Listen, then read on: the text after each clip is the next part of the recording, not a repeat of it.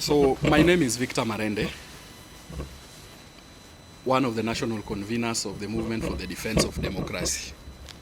So number one, we want to state categorically as a movement that we support the engagement that the national government is having with His Excellency Raila Amolo Odinga and the Azimio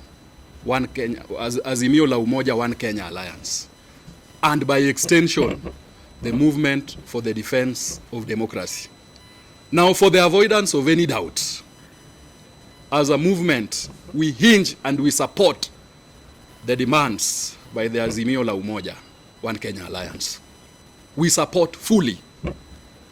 And by supporting fully, I really want to first of all thank the media and the Fourth Estate entirely for the good job you did during our maandamanos and during our engagements with the people of Kenya.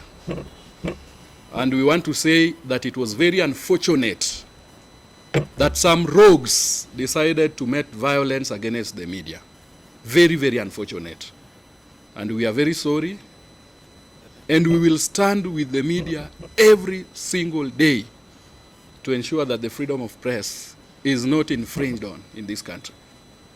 We will stand with you today, tomorrow, and any other day. The media must always be allowed to do their job. And it is very unfortunate that even in a State of Nation address, the President could still tell the media that he will support them despite the fact that they oppose him. The media does not oppose. Katika isimu ya jamii, nyinyi ndio kioo cha jamii. You tell the public as it is. When they are wrong, they must be told they are wrong. When they are right, they must be told they are right. Thank you, the Fourth Estate, for the good job that you did. Thank you indeed. And thank you for standing with the struggle. Secondly, we want to state categorically that before the mass action, we gave a 14-window period to Mr. President Ruto. A window that he did not obey. And then that led to the mass action. Today, he has opened a window of opportunity. We want to state clearly and categorically that within the 7 days that he's been given, and it is 7 days, so we are calling troops back to barracks, that within the 7 days, we want to see the following done.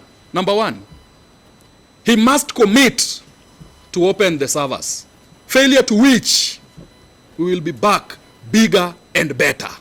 We want those servers opened for closure and for truth, justice, and reconciliation. We must know what happened. Even when someone is dead, you must do a postmortem for closure.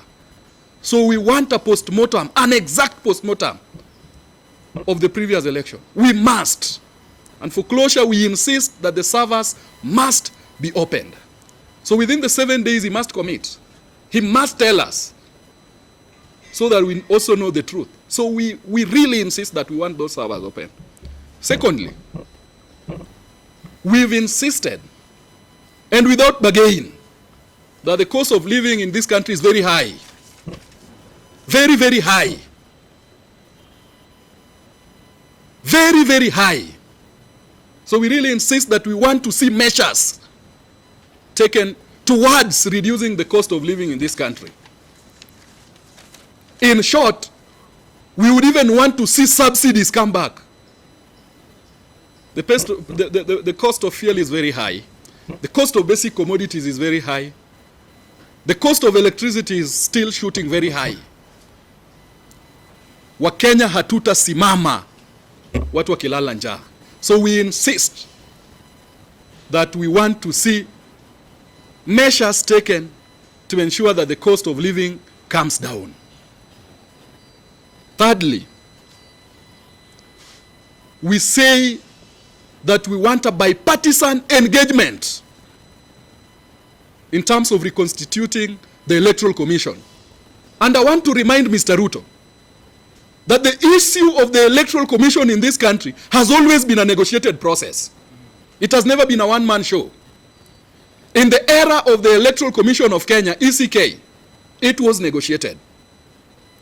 If he forgot, then let us remind him that when we removed Isaka San from office, the same issue of the Electoral Commission was negotiated. And now, we want to firmly insist that that engagement must be constructive and must be people-based. And we dare tell him that in as much as he says that he wants the matter conclusively handled in Parliament, we also want to express fear in the engagements by the parliamentarians, because they are being bought cheaply. And that brings us to the issue of the democracy in this country. That as the Right Honorable Raila Odinga has insisted, the rules of the game must be changed. So that when you are elected in a party, you must be loyal to the party and serve the interests of that party to the full life of that parliament, to the fullest. So you can't tell us you want to trust parliamentarians. We want experts within that committee. And we insist that it must not be parliamentarians alone, because they cannot. They will be bought cheaply as they have been bought now. So they must engage maturely and in an expertise way. Lastly, we have a certain ambassador in this country, ambassador of the United States of America. We want to warn you. And we are also telling you peacefully that we also don't fear you. Because the only fear we have is that we are very fearless. So we want to warn our international partners to engage this country with a lot of respect. Don't think we can be cowed around.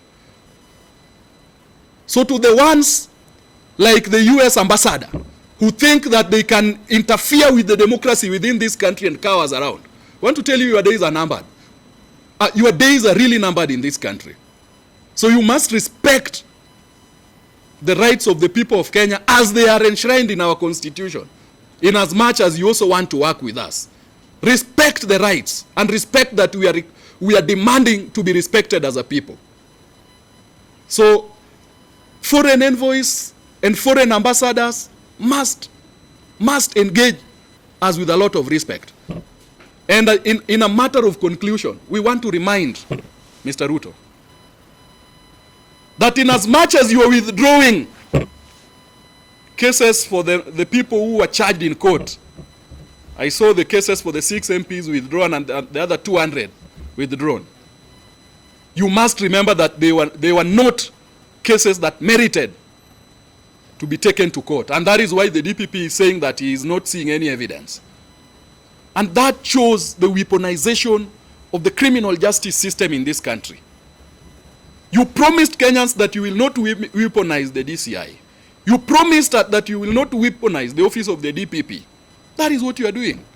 So we want to give a notice of goodwill. As you withdraw these cases, always ensure to follow the rule of law before you take any case to court. Otherwise, thank you, Mr. President and Mr. Raila Amolo Odinga, for the goodwill that you have shown us, and we are only giving it 7 days, Mr. Ruto. Exactly 7 days. If you don't meet our demands, we are coming back for you. Thank you.